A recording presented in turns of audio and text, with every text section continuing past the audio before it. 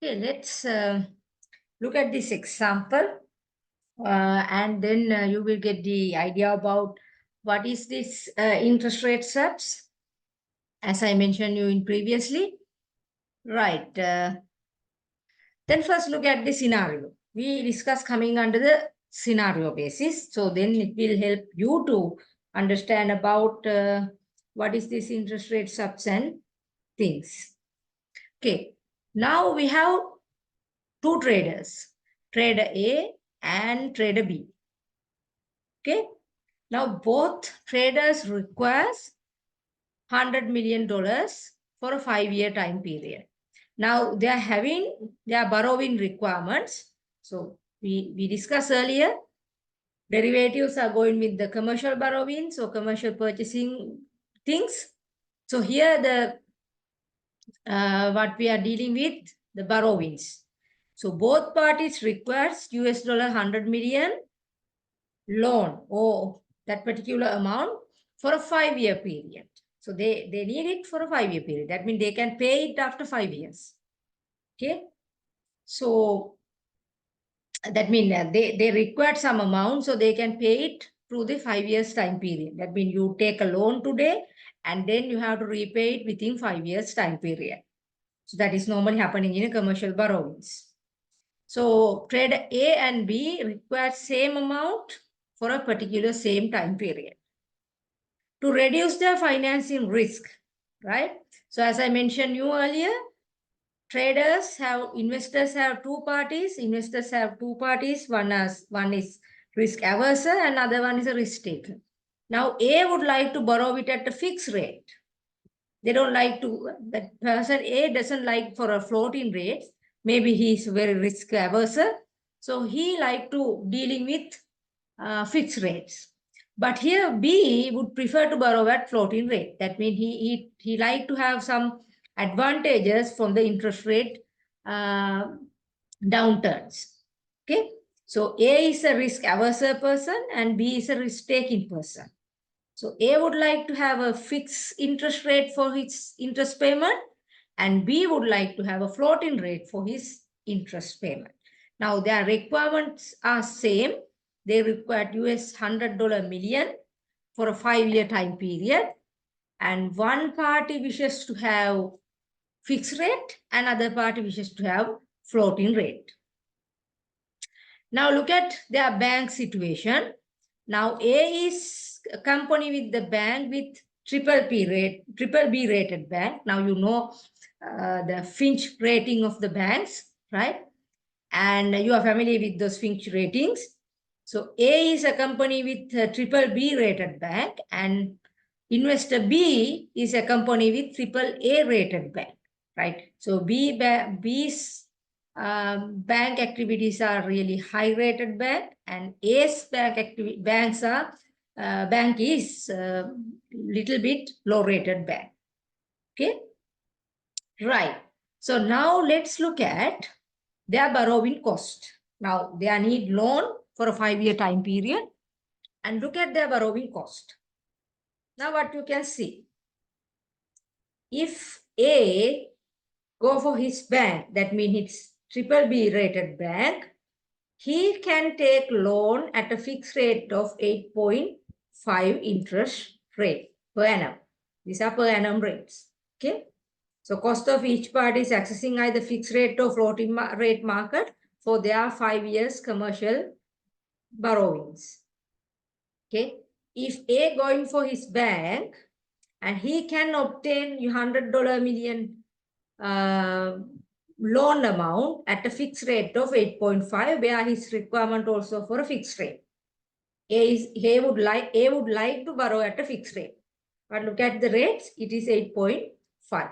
Now, if he go for a floating rate, at the same moment, if he go for a floating rate, instead of fixed rate, he can take 5 years loan for a LIBOR rate plus, that means 6-month LIBOR rate plus 0.5% interest rate. I told you that LIBOR is a standard amount and based on the country situation or their financial situation, the LIBOR rate can be increased or decreased with their margin rates. Now this bank, it has to go with 6-month LIBOR rate plus additional 0.5 interest rates for that floating rate. Okay. Now, when compare for A, that means trade A, what would be the lowest cost? For compare with the fixed and floating rates, it is definitely floating rates going to be low, right? It's going to be definitely low. 6-month LIBOR plus 0.5, maybe LIBOR rate might be a 5%, then it might be lower than fixed rates. Okay. Now here again, right, since we don't know about the LIBOR rate yet, right, we are assuming that LIBOR rate is 5%, then he has to go for a 5% plus 0.5, that means altogether 5.5% interest rate, which is lesser than 8.5, right? So then count A get more advantage or more benefit if you go with the floating rate, but interestingly, A would like to have a fixed rate. Okay.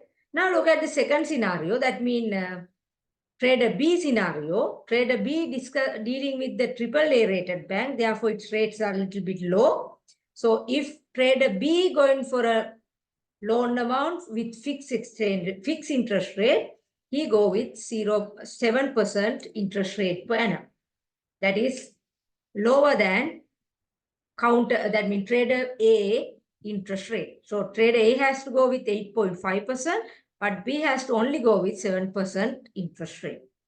And at the same time, the floating rate in the counter, that means trader B is only 6-month LIBOR rate. So there is no increase or decrease for the LIBOR rate, right? So when compared to the counter A trade place, counter B market, that means trader B market, interest rates are relatively low. Fixed rate also low, as well as a floating rate low, because there is no additional interest payment in the counter B or trader B market. This is because happening in AAA rated banks. Now, if you look at the differences in between two parties, if they are going for a fixed rate, still 1.5% interest rate differences are there. And for a floating rate, 0.5% interest rate differences are there. Now, our condition is they both required 100 million for a 5 years time period, $100 million for a 5-year time period. And A would like to go with the fixed interest rates, and B would like to go with the floating interest rate, right? So trader A market, fixed interest rate is 8.5 and floating interest rate is LIBOR plus 0.5. Trader B market, fixed interest rate is 7% and floating rate is only 6-month LIBOR rate. The difference between those two markets for a borrowing cost is 1.5% interest difference in a fixed interest market and 0.5 interest difference in floating interest market. Okay. So there is an anomaly between two markets. Now you can see differences are there. So one judged that the difference in credit equal between AAA rated firms and BBB rated firm is now difference is fixed for a 1.5% and floating it is 0.5%.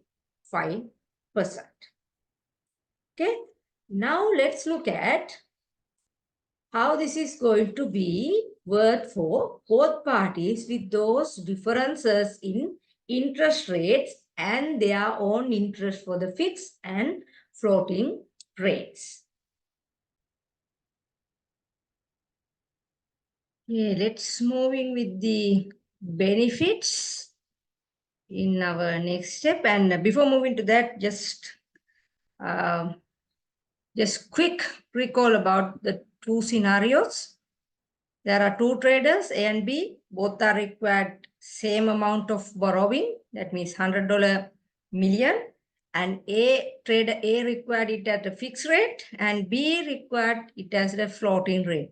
By looking at the fixed rates and floating rates available for both traders market, you can see At a trader A, fixed rates are a little bit higher than trader B market, as well as a floating rate also higher than trader B market. Right.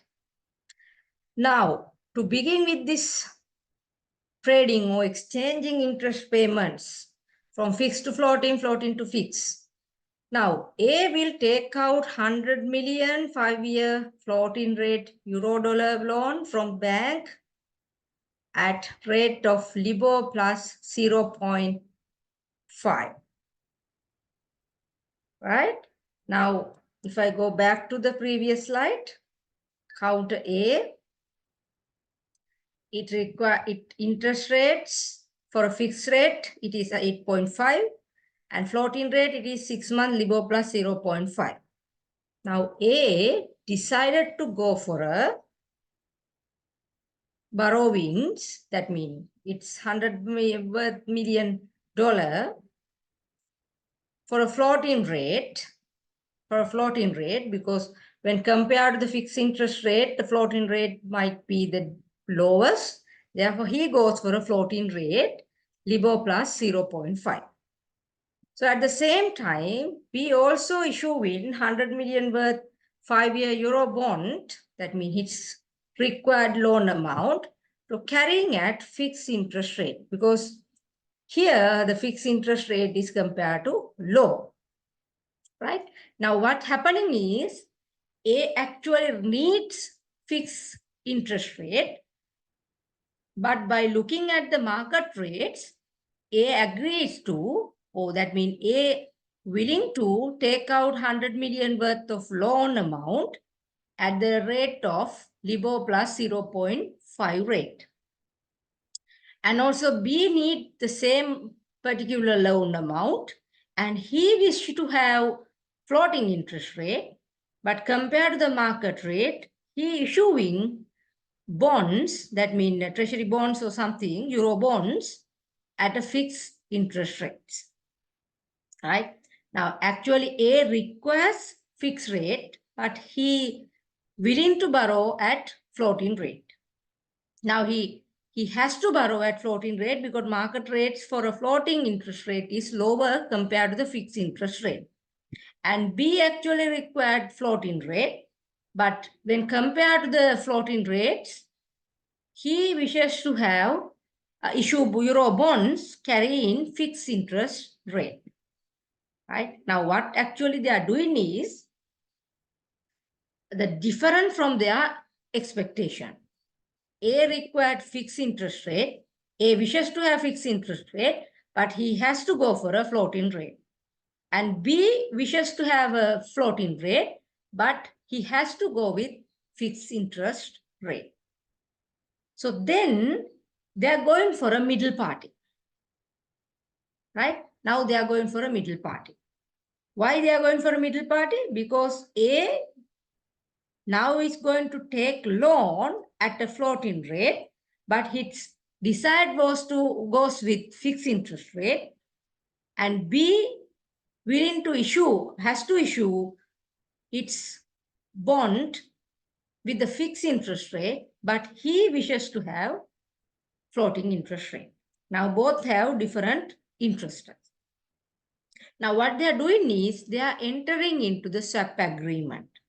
Now, when parties need to enter into the swap agreement, they need to have a middle party. That means they need to have a financial institution or bank that we call swap bank, right? So bank plays the middle role in between two parties where their desires are not matching, right? And the bank play an intermediate role to make their desire into aligned manner, right? Now, if we consider the situation something like this, right? I'm here, I'm taking this. A, that is trade A, takes loan at flexible rate, right? He go with the floating rate, right? Floating rate. But its desire was to fix fixed rate that it's desired. Okay. Now, if you look at the B, that means trader B, issue bonds, that means also having loan at fixed rate, but he wished to go with floating rate. Okay. Now, they are doing, but different than their expectation, right? A like to have a fixed rate, but now he taking loans at a floating rate. B like to have a floating rate, but he has to issue bonds at a fixed rate. Now, what swap bank can do is, right now in here case bank DD, what they can do is they can interchange with interest rates where A has to pay as well as B has to pay. Right? So swap bank is going to interchange interest payments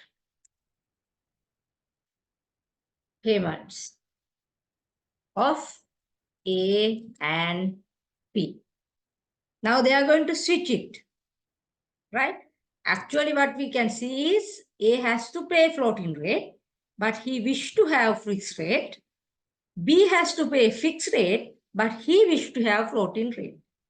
Now, what this middle party we call swap bank can do is they allow B to pay floating, A to pay fixed, and they are going to inter-exchange with those fixed and floating interest rate, right? Let's look at the next scenario. Now, A and B then will enter into the following interest rate swap with bank. Now, bank is the middle party. So, what are the agreements? A agrees that he will pay to bank 7.35% for 5 years, with the payment calculated by multiplying the rate by $100,000 million notional principal amount.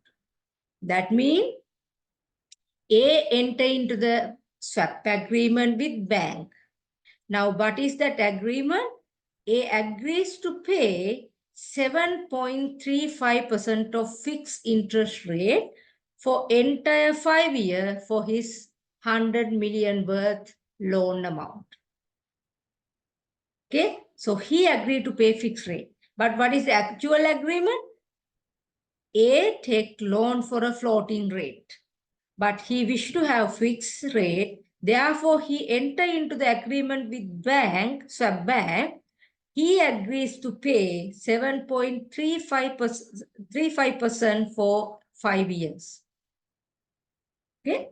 So in return for this one, bank agreed to pay A.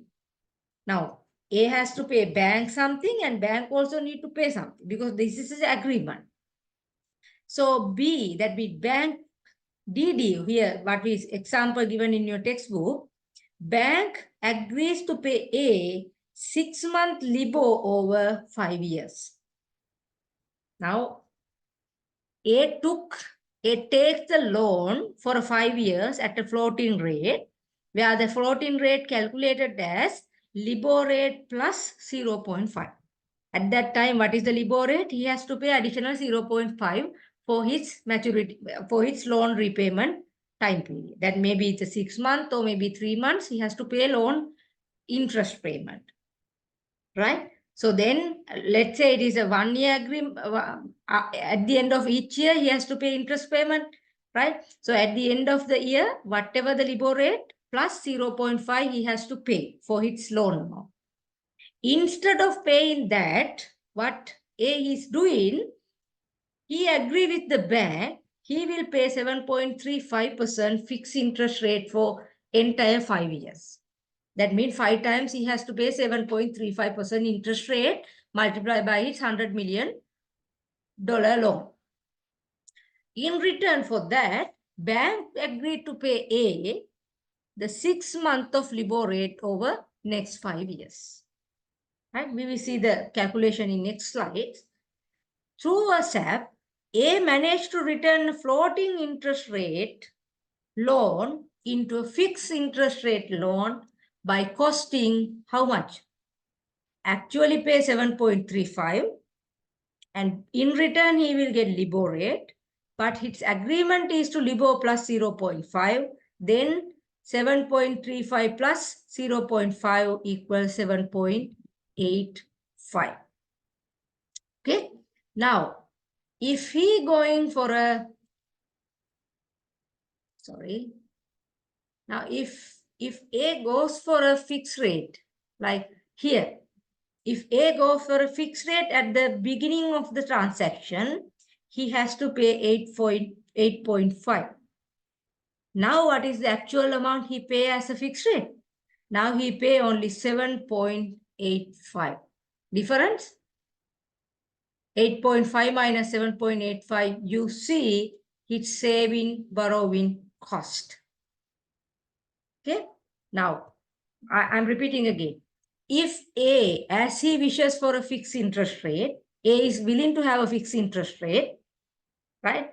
If you go with that, he has to take a loan at the amount of interest 8.5, right? But instead of going direct borrowing, now he is taking loan at a LIBOR plus 0.5 interest rate.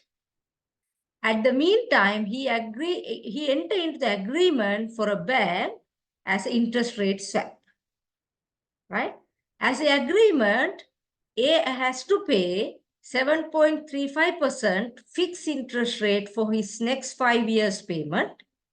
And in return, he will receive LIBOR rate for a next 5 years from the bank, right? So he has to pay 7.35 plus this additional 0.5% interest rate for his entire loan amount as a fixed interest rate. So then his actual costing of his loan for a fixed interest rate is 7.85. That is lower than 8.5. So that is a benefit for A, enter into the swap agreement. Let's look at B. What happened to B? So what is the initial state for B? B also need to borrow 100 million worth dollar loan, and he wished to have floating rate, right? Now, if he enter into the floating rate for his market, he has to go for a LIBOR rate. He has to go with LIBOR rate, and his fixed interest rate also 7.0. So since fixed interest rates are lower in the market B or trader B market, he then issue bonds at the rate of 7% fixed interest rate. He tried to recover his loan by issuing bonds for a 5 years time period at a rate of 7%. Okay. Now B also entered into the agreement with swap bank, where it agreed to pay 6-month LIBOR to bank DD. Now he agreed to pay 6-month LIBOR to LIBOR to bank, but his initial agreement is to pay 7% fixed interest rate. Now based on the swap agreement, B agrees to pay 6-month LIBOR rate. That means after every 6 months, he has to pay floating interest rate to the bank, LIBOR rate, for his $100 million worth of loan, right? And in exchange, the bank will pay him 7.25% fixed interest rate. 7.25% fixed interest rate. Now, what is his agreement? He has to pay 7% fixed interest rate for his loan. Now, after entering into the swap agreement, B has to pay 6-month LIBOR rate for a bank to the bank, and in return, bank will pay him the interest payment equals 7.75% of $100 million, right? So after swapping or shifting its loan amount, interest amount, B has swapped the fixed interest rate loan for a floating interest rate loan, carrying an effective cost of LIBOR minus 0.25. Why? Because he actually pays 7% interest rate. He has to pay 7.7% interest rate, And from bank, he receives 7.25, right? So he has the actual cost of LIBOR rate. We don't know what is the LIBOR rate after the 6 months, but it might be volatile, right? So at that time, LIBOR minus 0.25 going with his effective cost. Now you can see trader A will fix his borrowing cost for 7.85 instead of going with 8.5%, right? Instead of going 8.5%. And trader B also going with the floating interest rate payment, right? Instead of fixed interest rate payment. And his cost might be definitely LIBOR rate minus 0.25. Now you see both parties are having gains because of this interest rate swap, right? So now you can see what interest rates are actually doing. It's doing is exchanging fixed interest payment to floating interest payment, floating interest payment to fixed interest payment, right? So trade A ended up with 7.85% interest fixed payment instead of going with the floating, and trader B going for a actual cost of borrowing equal LIBOR minus 0.25 instead of going with the fixed interest payment. Okay. Now you might have a question, then why banks enter into such a transaction? What are the benefits for them? Now trader A have a lower borrowing cost and trader B also have a lower borrowing cost rather than going with their initial cost. Okay, then what bank can do about this kind of transaction? Why bank enter into such a transaction, right? Instead of taking fixed deposit or issuing loans. Okay, so why banks enter into the swap agreements, right? For answer that question, you have to refer your figure number 1 in your textbook, page number 314, 314 page. You can see the diagram here, right? Now, let's discuss the scenario at the very beginning. Okay.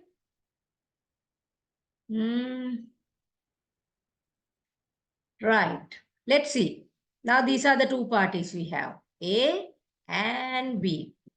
Okay, this is our middle party, BB Bank, Big Bank, as given in your textbook, right? So here what we can see is A actually need for a fixed interest rate, B actually need for a floating interest rate. What they're actually doing is A taking loan from floating interest rate. So interest rate is calculated as LIBOR plus 0.5. And B going for a fixed interest rate and they are issuing bonds. He is issuing bonds at a fixed interest rate of 7%, right? So these are their actual initial cost, right? Their agreed cost at initial, but their wishes are different. Okay.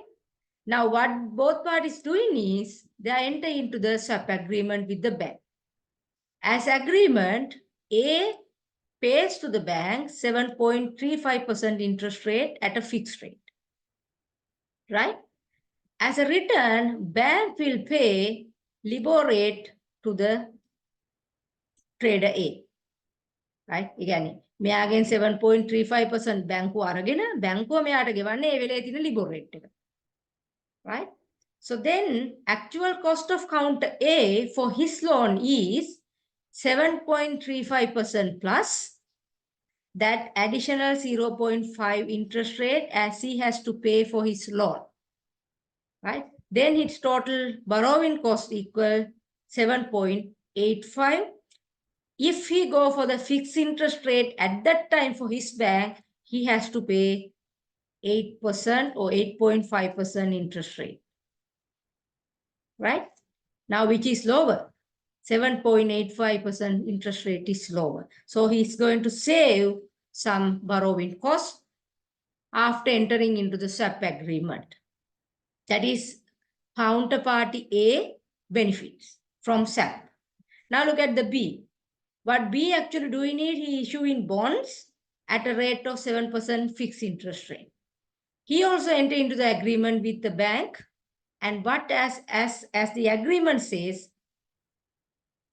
trader B has to pay LIBOR rate to the bank. So bank agreed to pay fixed rate like 7.25% to the B. Okay, so actual cost for a bank trader B for his loan is he receiving 7.25% from the bank, and he has to pay LIBOR rate. Right? He has to pay LIBOR rate. So then he has to pay his fixed interest payment also. Then his net borrowing cost is LIBOR minus 0.25%. The additional 0.25% he gaining from the bank, right? Maybe interest rate going to be up, that gain going to be lower, but still he going with the low borrowing cost instead of going for his floating rate at that time, right? So our question, what bank can gain, right? So bank receives 7.35% from A as well as LIBOR rate from B. Bank has to pay LIBOR for a trader A and 7.25 for a trader B. Right? Now, this is his income and this is his cost. This is income and here it is cost. Right? And again, this is his income, the bank income, and this is the bank cost. Now calculate this one. Right? When he receives 7.35, he just pays 7.85. Then he received LIBOR rate and he has to pay LIBOR rate. So this is going to be set off and he ended up with the gain of 0.1% for a worth of 100 million loan amount. So this is the pure gain for bank after entering into the swap agreement. So bank receives compensation equal to 100 million worth of amount annually for the next 5 years for his 100 million swap transaction. That is equal to $100,000 per annum. Right, $100,000 per annum. Likewise, you have to calculate it by 5 times. That is $500,000 per annum bank receives as a gain from this swap agreement. Now, what we learn from the swap is, right, remember, party A or trader A ended up with low borrowing cost. Trader B also ended up with low borrowing cost, and bank also ended up with benefits, profit, right? So then that means if you are entering into the interest rate swap agreement, all the parties are gaining benefit if both pre-agreed agreements are working as well. Right? And also LIBOR rates are not fluctuating at that much of amount. Okay, so this is what we call interest rate swap. Okay, this is what we call interest rate swap. Right, so that is what we are going to discuss with today. So next session, as a physical session, we are going to discuss about the currency swap and the benefit of swaps and everything. Here, what we are dealing with the interest rate swap, and I believe that you understand the basic behind what we call interest rate swap. Actually, what we are doing in interest rate swap is, I'm just moving with our key definitions, right? Here we are agreement. The interest rate swap is agreement between two parties to exchange interest payment for a specific maturity, right? And amount against with the interest rate calculated. Now here, based on our example, A going with fixed rate right? He's going with fixed rate and its actual cost is 7.85%, right? And B going with the floating rate, right? Its actual cost is LIBOR minus 0.25%, right? LIBOR minus 25%, right? So bank also come up with 0.1% gaining from its loan amount. 0.1% gaining from loan amount. Okay, so A initially taking loan from floating rate and exchange it to fixed interest rate. B initially taking loan from fixed rate and exchanging it to the floating rate, right? So both parties are having gain after interest rate swap, as well as bank also earning profit from after entering into the interest rate swap agreement. So this is why people are moving for interest rate swaps, right? Instead of going swap, right? Instead of going swap, if A going for a fixed interest rate as he wish, he ended up with 8.5% interest rate. And if B going for a floating interest rate, he definitely ended up with the 6 months LIBOR rate. If this is the case, only B get the benefit, right? Now remember the scenario. Now understand the scenario. If both parties are going with the initial situation, like A going with the fixed rate, that is 8.5, B going for a floating rate, that is its LIBOR rate, then only B receive the benefit because he can go with the lowest interest rate. But after entering into the swap agreements, right, if they're having swap agreement option, what A has done is A go for a floating rate and B go for a fixed rate. Then because of their swap agreements, A exchange its floating interest rate to fixed interest rate. B exchange its fixed interest rate to floating interest rate. Then finally, all the parties ended up with gain. A has to come up with 7.85 borrowing cost instead of 7.85 instead of 8.5. And B going for a LIBOR minus 0.25% borrowing cost instead of going LIBOR. Right? මේකේ මුල්ම අවස්ථාවේ තිබ්බනම් trade A ට සිද්ධ වෙනවා 8.5ක interest rate එකකට ණය ගන්න. ඒ වගේම B ට සිද්ධ වෙනවා LIBOR රේට් එකට ලෝන් එක ගන්න. හැබැයි සබ් ඇග්‍රීමන්ට් එකට ගිය හින්දා 8.5ට නැතුව 7.85ක ෆික්ස් ඉන්ට්‍රස්ට් රේට් එකකට ලෝන් එක ගන්න පුළුවන් වුණා. පාටි B එහෙම නැත්නම් ට්‍රේඩර් B ට පුළුවන් වුණා LIBOR රේට් එකෙනුත් 0.25කට අඩු borrowing cost එකකට එයාගේ ලෝන් එක අරගන්න.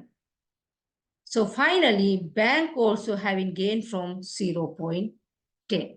So this is why interest rate swaps are important, right?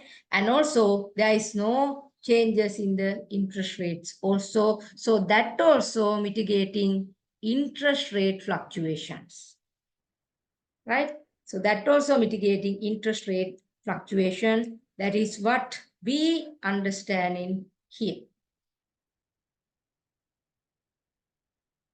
Right? From the SAP. Here, the SAP has led to refinement of risk management techniques, which in turn facilitate to involvement of international capital market. Right? So it says SAPs allow to reduce borrowing cost and control over interest rate risk And finally, it is going for a foreign currency fluctuation. We discussed it coming with the last session. Next session, that is currency swap. Now, based on the interest rate swap, you can see it reduced borrowing cost. You see, A can take loan 7.85 instead of 8.5. And also B take borrowing cost LIBOR minus 0.25. And they also can control interest rate risk because interest rates are already pre-agreed. Right? So that cannot be changed. Right? Here A agreed to pay 7.35, so it fixed. And bank also agreed to pay LIBOR rate, that also fixed. Right? So then interest rate fluctuations also mitigating from entering into the interest rate swap agreement. Right. So that's what we need to discuss for derivatives. Under the derivatives, we only discuss about interest rate swap. Then in next week, we are going to discuss about the currency swap. So until then, we have wind up the session, and I believe that you get a very clear idea about what is the derivatives and how these swaps things are working out. So until then, wish you have good night.